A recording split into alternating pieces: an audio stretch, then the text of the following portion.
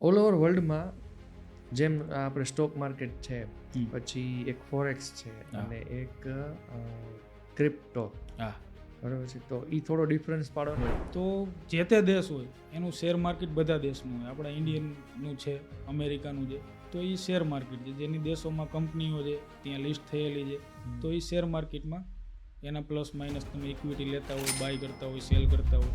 બીજું માર્કેટ છે forex market, જેમાં એકબીજા દેશની કરન્સી ટ્રેડ થતી હોય છે. આપણે તેમાં પણ કામ કરી શકીએ.